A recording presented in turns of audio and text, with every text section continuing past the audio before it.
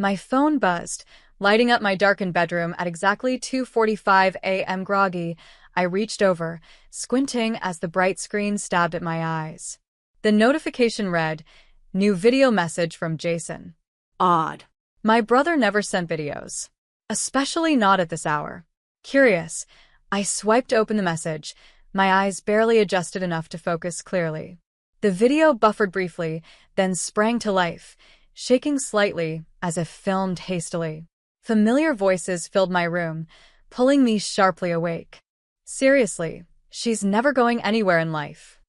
My mother's unmistakable voice cut through the quiet like a knife, slicing right into my chest. Honestly, she's nothing but a worthless burden. A coldness seeped through me, freezing me to my core as I sat upright in bed, unable to breathe. My father's gravelly voice responded immediately. She should just be grateful we haven't thrown her out yet. What has she ever done for this family?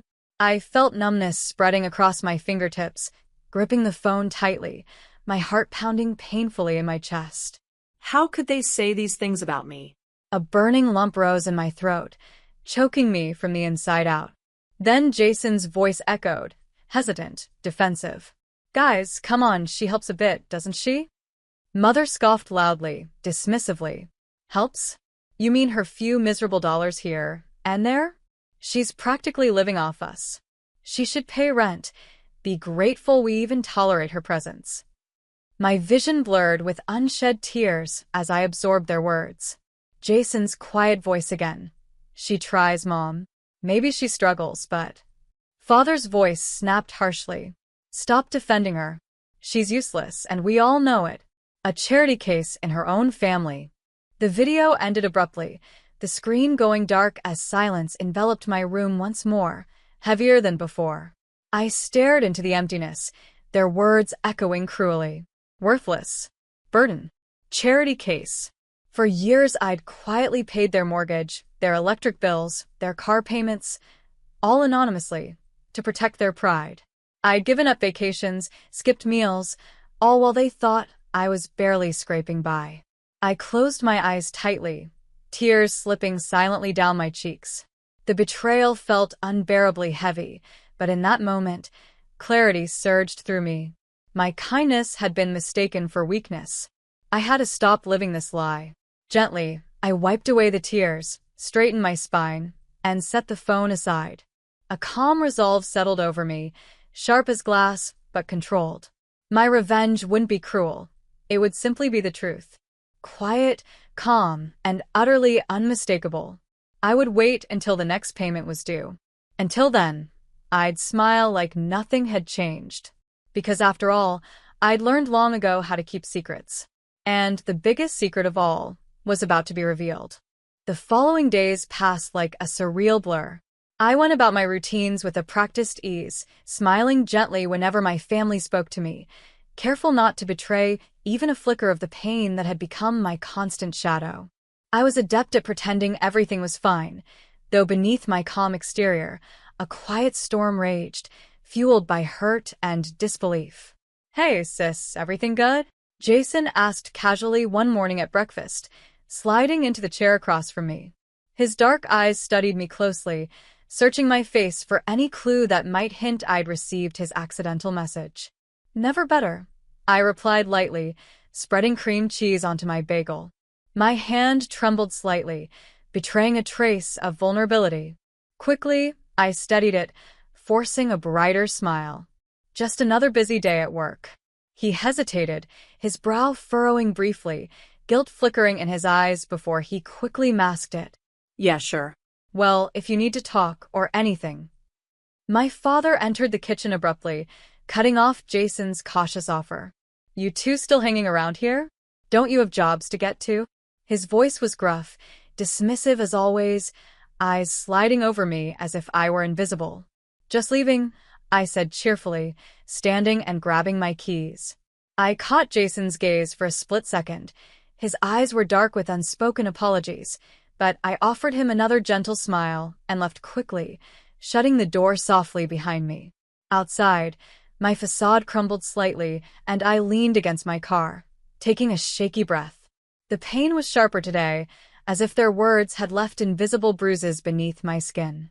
But mixed with the hurt was a quiet resolve that grew stronger by the hour. I had given generously, silently paying the price for their comforts, without ever asking for recognition, gratitude, or praise. Yet now, I realized I had lost myself in trying to please people who saw me as worthless. The knowledge stung deeply. Later that day at work, I sat quietly at my desk, the screen before me blurred by thoughts of my family's betrayal.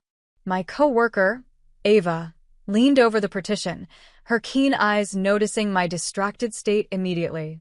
"You all right?" she asked softly, concern coloring her usually bright voice. I forced a practiced smile. "Yeah, just a rough morning." She tilted her head slightly, unconvinced. "Look, I won't pry, but whatever it is, just know I'm here." Her kindness hit me unexpectedly, the contrast so stark it brought tears dangerously close to spilling over. I quickly blinked them back, managing a shaky laugh. "Thanks, Ava. Really?" At that moment, my phone buzzed gently. A text notification from my bank. Another reminder of my quiet, unappreciated generosity. Scheduled payment reminder. Mortgage. $1,600 due tomorrow. I stared at the words numbly. For years, I'd paid without question, without hesitation. My parents had grown accustomed to the mysterious, anonymous benefactor, never once suspecting it was their worthless daughter. But now, things would change.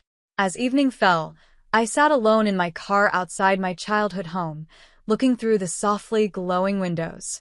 Shadows moved within, my family unaware of the impending reality that would soon reshape their lives. I wasn't cruel. I wouldn't leave them in ruins, but the illusion had to end. I dialed the mortgage company, my voice calm and measured, as I requested a change.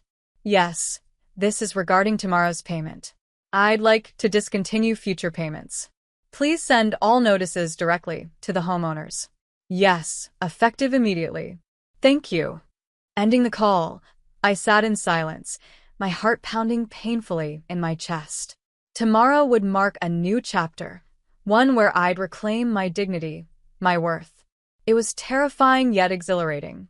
Suddenly, a gentle tap startled me, making me jump. Jason stood beside my car, his expression heavy with regret. I rolled down the window cautiously. "I'm sorry," he said quietly, sincerity evident in his gentle voice. "I never meant for you to hear those things." "I know," I whispered softly, meeting his troubled gaze.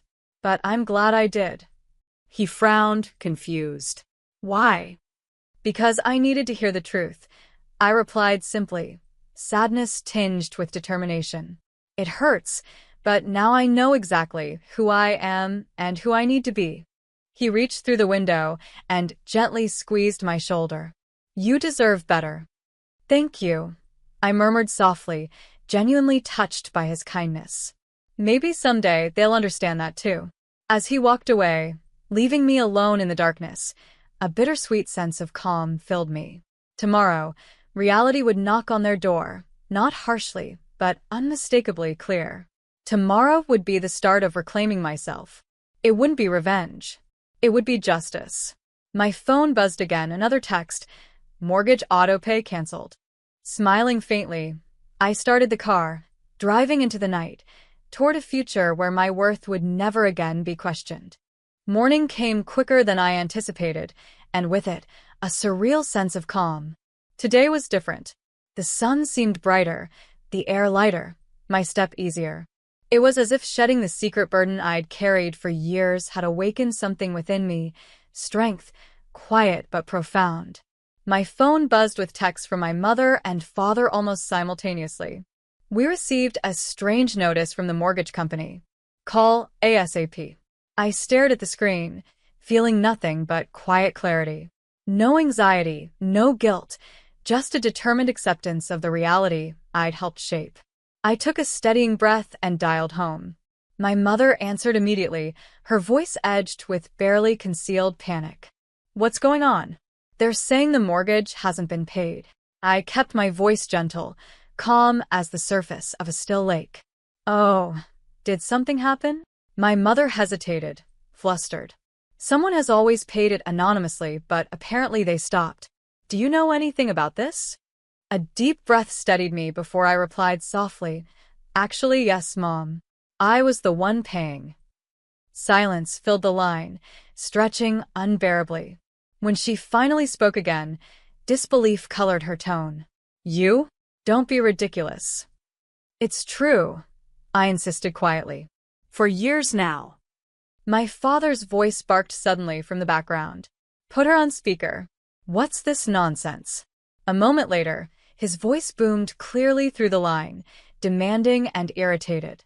Explain yourself. There's nothing complicated about it, I replied softly, gently.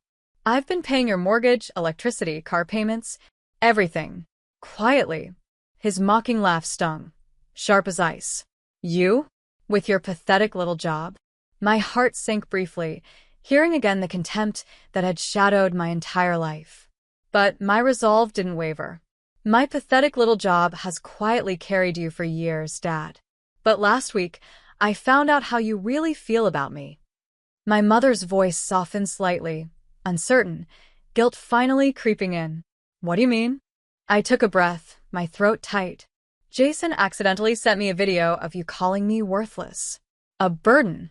A charity case. A stunned silence filled the room on their end, followed by the sound of my mother's shaky breathing. Look, we were upset. We didn't mean, she stumbled, clearly flustered, shocked that her secret words had been revealed. My father cut her off sharply. Even if you did pay a few bills, you had no right to hold it over our heads. Is this your way of making us feel guilty? No, I replied softly, my voice gentle but firm. It's my way of finally respecting myself. Another tense pause filled the air, broken only by Jason's quiet voice. I try to tell you guys, she deserves better. Quiet, Jason, my father snapped harshly, but Jason continued, courageously standing his ground. No, Dad. She's given everything for us. She deserves more than insults and dismissal. She deserves respect. My heart swelled with gratitude, tears suddenly filling my eyes. Jason's quiet bravery touched me deeply, proving kindness still had a place amidst all the pain. My father remained stubbornly silent. My mother finally spoke again, quieter now, voice trembling slightly. What happens now? I took another steadying breath, finding strength in honesty. I'm not abandoning you, but I can't be your invisible support anymore. You'll need to start managing without me covering everything silently. Maybe then you'll understand what kindness really is. Wait, my mother began desperately, her voice strained, but I gently cut her off. I love you all, even after everything, but I need to finally take care of myself, I said softly, my voice breaking just slightly with emotion. And maybe one day, you'll truly see me. I ended the call carefully, gently laying the phone on the desk in front of me. The weight lifted from my chest was incredible. I felt lighter, freer, finally allowed to exist on my own terms. Ava gently approached my desk, her expression a mix of compassion and curiosity. Everything okay? For the first time, I answered truthfully. Actually, yes. It will be. She smiled knowingly, squeezing my shoulder softly. Good for you. I returned her smile, genuinely warmed by her kindness, grateful beyond words. That evening, Jason came by my apartment unexpectedly, knocking softly at the door. When I opened it, his face showed deep remorse and vulnerability. I just had to say this in person, he began softly, his voice thick with emotion. I'm sorry for not standing up for you sooner. My eyes filled with gentle tears, moved by his sincerity. It's okay. You did when it mattered most. He nodded, swallowing hard, tears glittering in his eyes. They'll understand someday, I hope. I reached out, gently squeezing his hand. I think they will. Until then, I'll just be me and finally enough. Jason smiled warmly, squeezing my hand back. You've always been enough. As he left, I stood at the doorway, feeling the cool evening air brush my face, a new chapter of life unfolding before me. I realized revenge had never truly mattered, only clarity, dignity, and gentle strength had.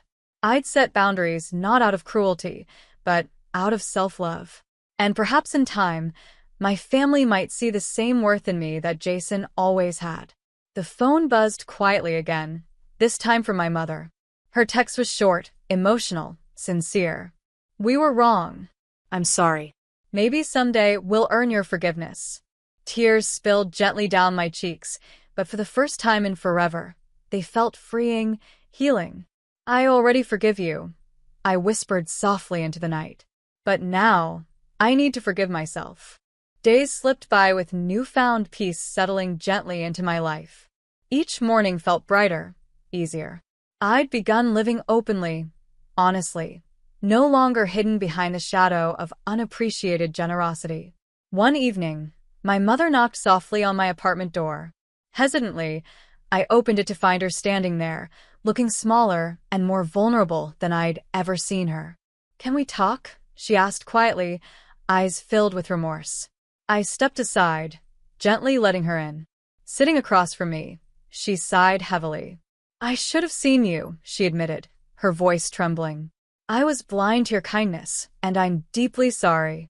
Her genuine vulnerability melted the lingering pain in my heart. "I appreciate that, Mom. Honestly, I just needed you to know the truth." She nodded slowly, her eyes moist. "We've always expected too much and given too little. I never realized how unfair we'd been." A gentle silence settled between us, finally peaceful rather than tense. "I never wanted to hurt you," I said softly. "I just needed you to see me." She reached out, gently taking my hand. "I do now, clearly. Forgive us." I squeezed her hand softly, my heart lighter than it had been in years. "I already have." Over the next few weeks, our family dynamic gradually transformed. The harshness softened, replaced by cautious kindness and mutual respect. Even my father, initially resistant, began showing subtle changes, a quiet nod, a soft thank you. Small gestures that spoke loudly. One afternoon, Jason stopped by, smiling warmly. "Guess what? Dad's even been bragging about you lately." I laughed softly, amazed. "Really?" He nodded, smiling proudly. "Says you're stronger than he ever realized." Warmth filled my chest. "Well, it's progress." Jason hugged me gently. "You've taught us all something important." I smiled, feeling genuinely healed. "And what's that?" He grinned sincerely. "Real strength comes from kindness, even when it's tough." For the first time in forever, I felt fully seen, fully valued, not for what I gave, but simply for who I was.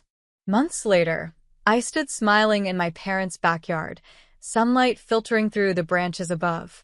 Our relationship had transformed, no longer strained by hidden resentments or unspoken hurts.